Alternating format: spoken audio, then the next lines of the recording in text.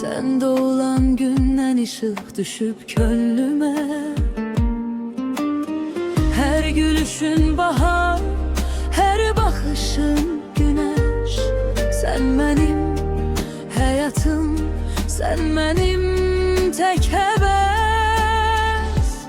Damlanır, etri dolur her yana, evimizin meleği.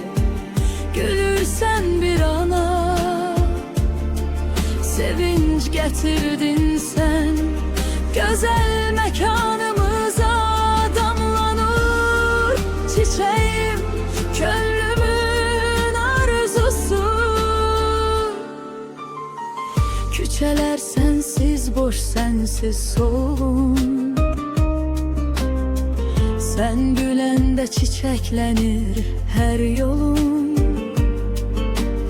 Senle her an bir nağıl, bir hayal damlanır.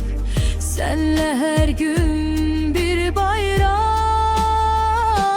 Damlanır, etri dolur her yana, evimizin meleği.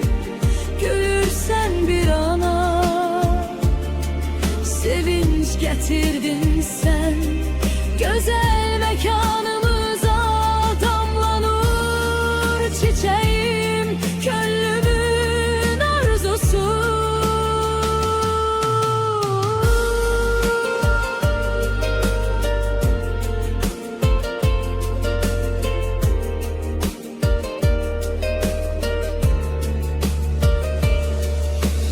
Sen doğulan gün sema raks etti.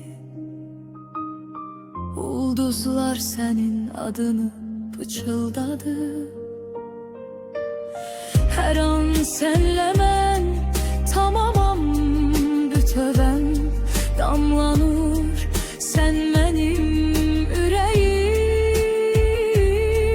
nefesim. Damlanır, etri dolur her yana, evimizin meleği. Gülürsen bir ana, sevinç getirdin sen güzel mekanımıza. Damlanır çiçeğim, gönlümün